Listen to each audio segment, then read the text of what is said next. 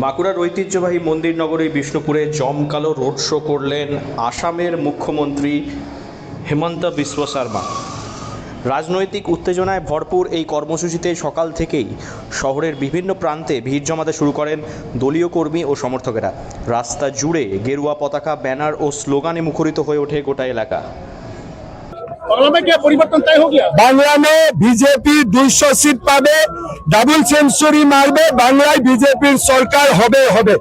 ঠিক আছে, 23 তারিখ 29 তারিখ ইলেকশন, আমি 100% কনফার্ম বাংলায় বিজেপির সরকার। এই বর্ণাঢ্য শোভাযাত্রায় যেন এক উৎসবের চেহারা নেয়।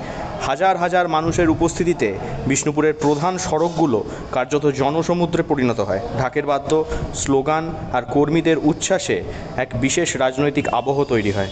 সাধারণ মানুষও এই দৃশ্য দেখতে রাস্তার ধারে ভিড় জমায়, ফলে শহরের প্রতিটি কোণ যেন উৎসব মুখর হয়ে ওঠে। সংক্ষিপ্ত বক্তব্যে তিনি আত্মবিশ্বাসী সুরে বলেন, বিজেপি 200 আসন পাবে, সরকার গড়বে গড়বে গড়বে। তার এই মন্তব্যে উপস্থিত সমর্থকদের মধ্যে উচ্ছ্বাস আরও বেড়ে যায়। রাজনৈতিক মহলের মতে এই ধরনের দৃঢ় বার্তা কর্মীদের মনোবল বাড়াতে গুরুত্বপূর্ণ ভূমিকা পালন করে। বাঁকুড়ার বিষ্ণুপুর, যা তার ঐতিহাসিক টেরাকোটা মন্দিরের জন্য সুপরিচিত, সেই শহরই এদিন রাজনৈতিক মঞ্চে পরিণত হয়।